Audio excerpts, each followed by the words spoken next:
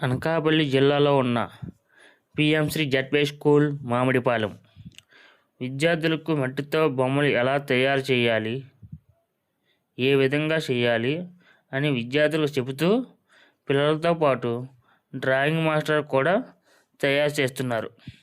కొంతమంది విద్యార్థులను తయారు చేయడం నేర్పిస్తున్నారు.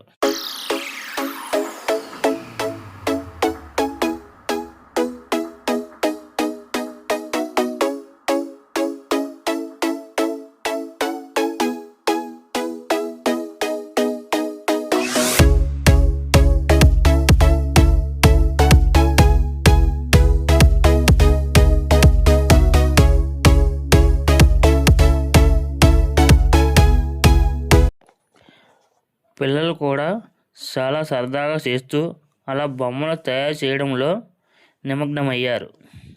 మరి కొంతమంది విద్యార్థులు చాలా బాగా తయారు చేస్తున్నారు.